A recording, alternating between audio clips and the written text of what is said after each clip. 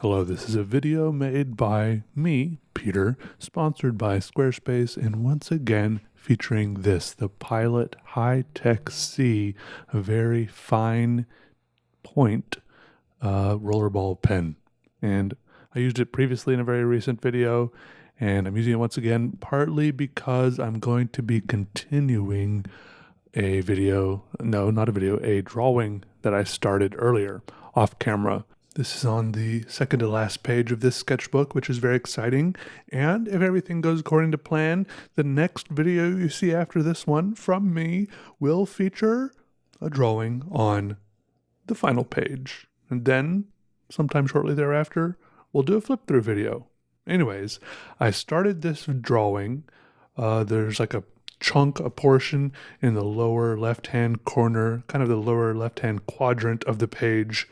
I did in about, like a couple hours over Labor Day weekend when I went to hang out at the lake with some friends, just to kind of get away for a little while. And I found out that sitting there doodling in my sketchbook is something that works pretty well, even when you're hanging out and talking with people. And I think it kind of takes me back to, I was a little bit afraid that it was a little bit too antisocial because, to sit there and draw while you're hanging out with people, you're looking down at the paper instead of up at them. But just like my first days of doodling, my early days of doodling, I started by doing it in class in high school, like I mentioned. And these are also times when you're supposed to kind of look engaged a little bit. Of course, I've always kind of assumed that it's easy to get away with doodling in school because from the teacher's point of view, it looks pretty similar to taking notes, except that maybe you don't look up and down as much, or maybe sometimes they'll notice that you're looking down, writing or drawing on your paper when they're like, why are they writing something down? I haven't even said anything noteworthy recently. They must be doodling. Or why are they moving the paper around so much and rotating it? You don't really need to do that for taking notes most of the time, I suppose. Oh wait, for a moment now before I go on with this train of thought, let us have a small interlude. If you go to squarespace.com, you'll find out that there is a great service there for web hosting and website design where you can make your own website and very easily customize it just how you want it. And even though I'm sure a lot of you are very talented, you don't even need any sort of specialized or expert skills in web design. And you can even have cool features in your website like special members-only, password-protected access sections, and flawlessly functional e-commerce web shops for you to sell your beautifully embroidered, bespoke bucket hats. So go ahead and get the ball rolling. Go to squarespace.com for a free trial. And then when you're ready to launch, go to squarespace.com/PeterDraws for 10% off your first website or domain. What I was trying to say is that doodling, it still lets me listen to everything anyone's saying. And it's easy to stop at any moment and, look up, make eye contact with whoever's talking, still do things like, what's it called? Active listening, nod, say, yeah, laugh, stuff like that, and still participate in the conversation as much as I want. And it works especially well if it's a larger group of, like maybe 5 or 6 people. If I'm just chilling, hanging out, usually not more than a couple people are talking at a time or something. I don't know. I don't feel like I can accurately describe the group dynamics of a conversation right now, but it could be that I'm totally misgauging it or misestimating how it works, and it was very weird. Because I feel like if someone was trying to have a conversation one-on-one with you and you pulled out a sketchbook and started drawing, it would be a little weird. It's different if you go to a coffee shop with someone, right? And both of you are working on something, and one of you is drawing, one of you is doing something else, and you can talk back and forth across your work.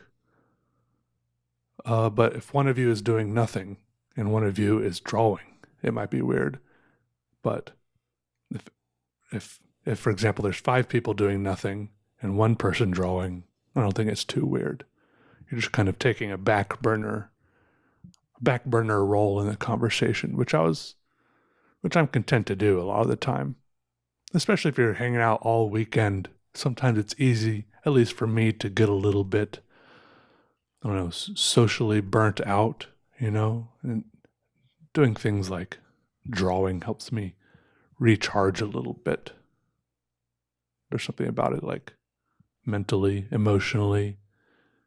It's easy to sit there and listen and feel like I'm not totally ignoring everyone, because another way to recharge would be just to, while everyone's hanging out, go in a totally different room and just sit there alone and listen to music or something much more asocial, right?